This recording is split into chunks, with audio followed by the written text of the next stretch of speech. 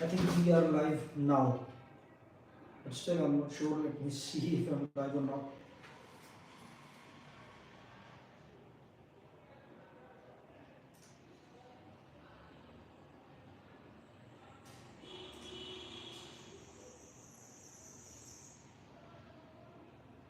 Okay, I'm live. Okay, this is good. That I am live and uh, okay. Good morning, ladies and gentlemen. This is Shahid Naseem, and I'm the guy who run this YouTube channel. It's called the Disorders Care, and I've been working on disorders care for quite some time now. For different all these mental challenges and different mental conditions that we go through in our daily life. I've been working on these for quite some time. The reason why do I work on these kind of things, and why I've been so interested in these kind of things is because there were some particular cases in my life early on when I was a teenager. Some of my some people who were very close to me, they were suffering from some different conditions, and there was nothing we could do for them.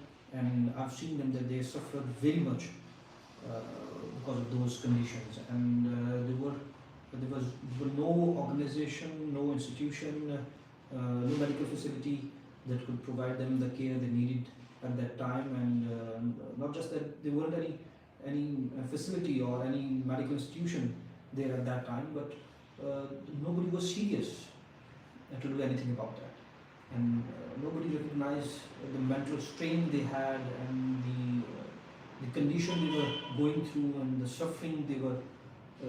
It was really miserable situation for them, and nobody paid any attention to that, and everybody thinks that it's not a real thing, and mental challenges and conditions are not that much of a serious of a thing, and only those miseries and what you call it, if you're facing something, and if you're going through an injury or a trauma or something, if it's not physical, so, if it's not physical in our society, unfortunately, where I live, I'm from Pakistan, where I live, people don't take it seriously. I don't know why is it like that, but it is like this here in Pakistan. People don't take it seriously if you are going through a fever, or if you're having some kind of a disease, or which they can quantify, which they can check, which they can see that a guy, he has a scar on his face or on his leg or in his arm, or if he's going through a cancer, or if he's through going something which is physical, they can see or they can understand that. And if it's not like that, if you're going through some kind of a mental condition, if you're having some kind of a disorder, if you a bipolar kind of a thing, or if you are going through if you have a schizophrenia, if you're autistic, if you're ADHD, they just think it's an excuse one is making to avoid something or to get away with something. Nobody take it seriously in Pakistan. So this is one of the reasons I've started working on these different disorders, these different mental conditions and challenges that I've started working on. And from till that day on, I'm trying to understand all these things. Though I'm not a doctor, I'm not a psychologist, I'm not a psychiatrist, but I'm still researching on all these things, and I'm trying to work around this, and I'm trying to help people understand it better and try to normalize this. That if similarly, if you have a physical condition, if you're going through something which is troubling you physically, you go to a doctor, you get a prescription, and you get yourself fixed, and you get better. Similarly, if you're having some kind of a mental condition, or you're going through some difficulties in your life in terms of mental capacities, or you're not feeling comfortable, or any kind of mental challenge you have, any kind of challenge you're feeling, or it's just that you're different. If it's not a challenge for you, it's just that you're different, you can talk to people who can help you sort out things, or people who can help you understand what you're going through, or they can understand people who are around you to understand the situation you are going through. So in general, you can make your life a bit better or easy going. So I've been working on these kinds of things. If you talk about the life in Pakistan or in subcontinent, it's a very challenging kind of a thing. When I started working on different these disorders or these different conditions. The problem was that people didn't know that if what is anger management. If somebody gets angry or really angry, it could be a condition that force him to react that way. And people just think that he is choosing to do that kind of a thing. And anxiety and panic attacks. I still remember that when I tried to explain this to somebody, that people could have these panic attacks and it's a condition, and somebody having a, a possible causes and how you can access treatment and support include tips for helping yourself. It's a kind of a thing. They just said that no, mm, uh, they just see this as an excuse. Uh, Somebody's doing it willingly. Now, bipolar disorders, I still remember explaining this to a few people, and they think that, oh, it's just there is no such thing as bipolar disorder. And when I BDD, body dysmorphic disorder, borderline personality disorder, depression, dissociation and dissociative disorders, eating problems, all these kinds of things, different manias, different phobias. So in Pakistan, I've study in front of me right now. I want to read a few words from this study just to give you an idea how it's going on here in Pakistan or in India. We have seen a rapid improvement in the treatment of conditions related to physical health over the course of years, but mental health issues are still being given a limited priority. Pakistan is the sixth most populated country in the world, with a current estimated population of 240 million and a growth rate of more than 2% per year. This is very alarming, but this is a separate debate. Pakistan is a developing country. I hope you understand that, and it faces several health challenges when dealing with communicable as well as non-communicable diseases, including mental health problems. WHO, World Health Organization report published in 2012 showed that there were 13,337 suicides in Pakistan, with a rate of 7.5% per 100,000 and greater preponderance in females. The incidence and prevalence of suicide have increased by a rate of 2.6% when compared to the previous survey conducted in 2000, which is a major source of concern. Pakistan, as I've said before, is a developing country and with very limited socio-economic resources and mental health care access. When it comes to mental health care access, we have very limited resources. So 10 to 16% of adult population suffers from anxiety and depression, with symptoms ranging from mild to extreme, while 1 to 2% suffers from severe mental illness. So 10 to 16% in total population, adult population suffers from anxiety and depression, and among those 10 to 16%, 1 to 2% suffer from severe mental illness, such as schizophrenia and bipolar disorder, etc. And I told you before, I still remember that when I was trying to explain somebody what bipolar disorder is, they were just like, and they were not like somebody who is illiterate or who's not educated. They were educated people, they were modern people, and they said that no, there's no such thing as bipolar disorder. So it's a very concerning thing. As I was saying, schizophrenia and bipolar disorders, there are 1-2% people in adult people who suffer from this, from severe mental illness and schizophrenia and bipolar disorder kind of thing. 15% have adolescent and child mental health disorders, and around 4 million people use illicit drugs, of which 70% are men, with the majority being within the age range of 15 to 40. Now that's most of the adult people range from the range in this age group. The most common illicit drugs used are heroin, marijuana, ice, and there's some other kind of drugs. Despite the high rate of psychiatric disorders in the country, help seeking is very low due to prevailing stigma, a lack of awareness, low literacy rate, help seeking from alternate sources such as spiritual healers, scarcity of specialized mental health units and providers, the low budget dedicated to mental health care are very limited, and limited financial resources. These are some of the reasons which are the hindrances and which stop people from going to a proper service provider or proper healthcare provider. Early today, I was talking about these stigmas, and in another conference, in another sitting, I was also discussing about the spiritual healers who misguide people and not only waste their time but their energies, and in some cases they push people to the boundaries of their mental capacities, and it becomes very dangerous for those people. Very bad experiences also.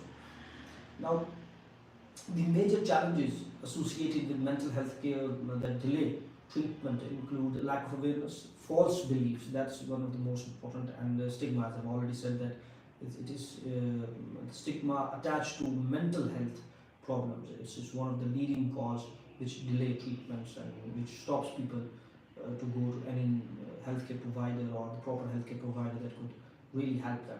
In Pakistan, this is a very big problem. In India, this is a very big problem. If you are going through any mental challenge, people just think that you are crazy, that your mind will not work, and you are some in some what way you are less than a normal person, or you are beneath the normal standard. So this stigma is a very big problem for us.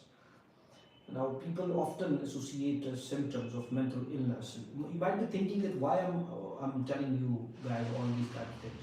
Now, a few people have asked me that why are you doing these kind of videos, and why you, as they said, not me, you're wasting so much time on these kind of videos. And I've tried to explain this to them, that why this is so important for me and why this is so important for other people. Even if you're not going through any mental challenges, if you're not going through any mental conditions, even if you don't have any one of these conditions, and I hope you don't have these conditions like ADHD, autism, bipolar disorder, schizophrenia, sleeping disorder, eating disorder, any disorder whatsoever.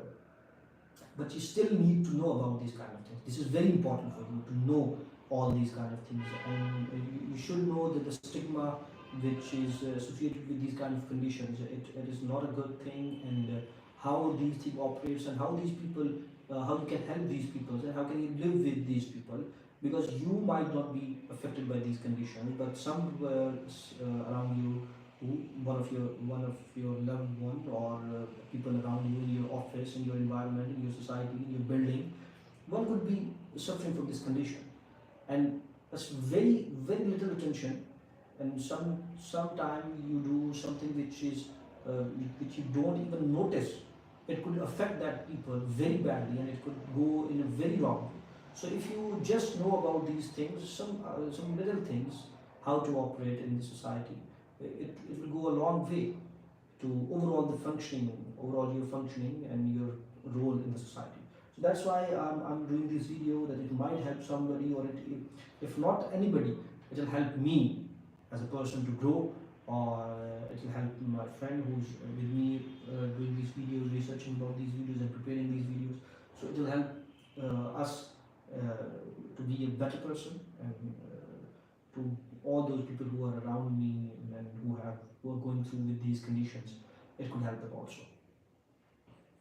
Now, as I was saying that the low budget dedicated to mental health care and limited financial resources are the major challenges that we're facing right now.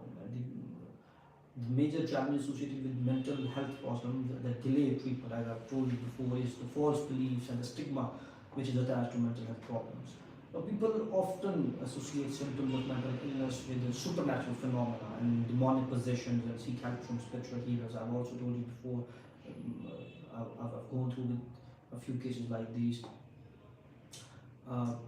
Facilities is also a big problem. The lack of facilities and trained mental health providers also delay mental health treatment. At present, the number of psychiatrists in the country is only 400 to 500, 2 to 3 per million of population. This small number can be attributed to the limited number of accredited programs available for postgraduate training. Now, this is a very big problem again.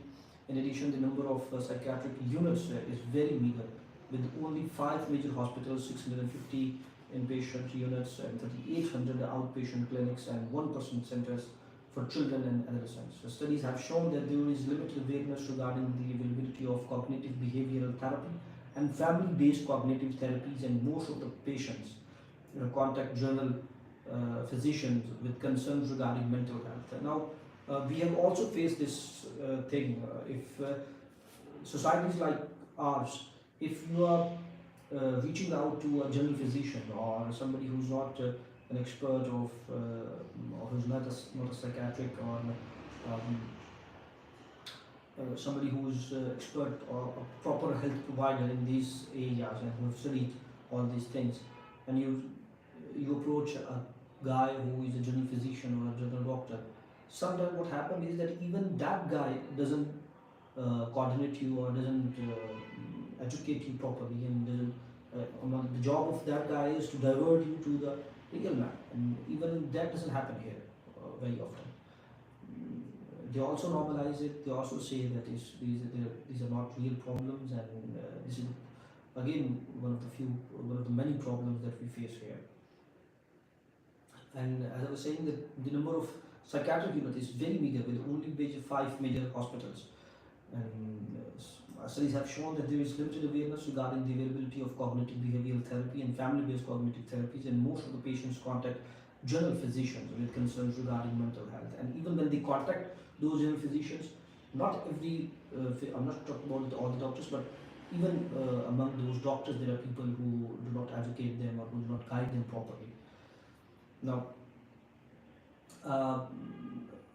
the total health budget of the total health budget, less than 1% of gross domestic product is dedicated to mental health issues, which amounts to $9.31 per person or per year per person, and is much less than the international recommendation of $60 per person per year.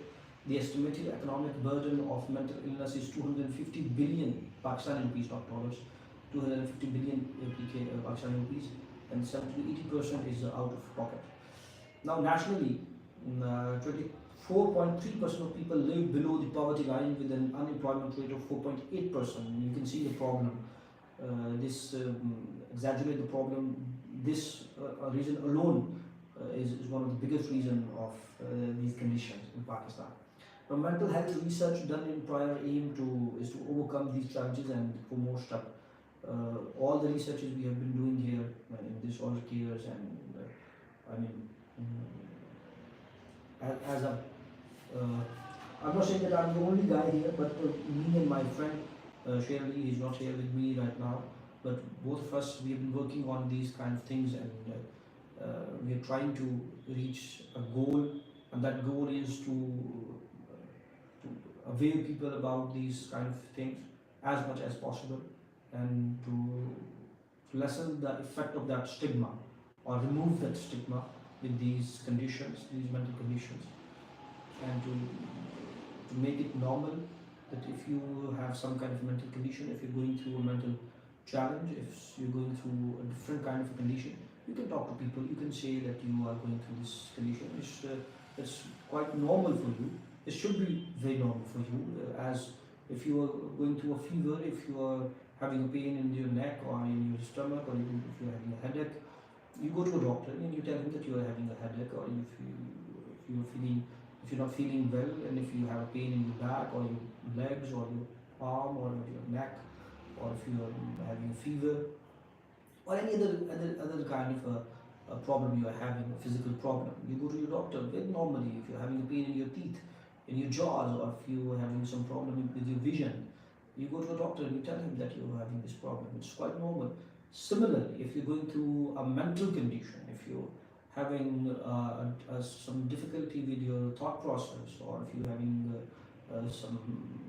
anything which is related to your mental condition, it is very normal. It is exactly as it is similar. It is exactly as you go to any doctor when you are having some physical problem. So if you're having a mental problem, if it is too difficult, reach out to somebody. Try to get help. Try to talk to your friends, your doctors or health providers, mental health providers. It is very normal, and it is very important that you go to these people and ask for help. Ask for help. It does not make you any more crazy than we already all of us are, and a little bit of all of us are crazy a little bit, but and it doesn't make you any more crazy when you already are, or I already am. Any one of us is. So it doesn't make you crazy. It doesn't make you any less of a human being than we are or you are. Or it's not beneath you. It's not beneath us. It's just normal thing. If you are having a bad day, if you then it's fine. But if you are having a bad day continuously, if you're going through mental challenge or mental different specific mental condition that you cannot explain, go to somebody who can explain it for you. Ask for help. Asking for help is very normal for any human being. We are supposed to live in societies. We are not supposed to live in isolation. So, by living in society, it means that you do what you do for others, and then others do something for you. And you ask for help, and then somebody asks for you, to help him. You help them. So it's very normal. This is it for today's session, and I'm gonna have another session very recently. I'm gonna have another session, and that session I'm gonna talk about different areas. For example, we'll see the topics, and we'll talk about autism. We'll talk about disorders, ADHD, and in every online session, I'm gonna talk about specific disorders, and we'll explain those disorders to you, so you can help out you can be a positive part, play a positive part in your community, and you can help out any person who is around you and who is going through that condition. You can also be helpful to those guys. Take very good care of yourself and take good care of your surroundings. Take care.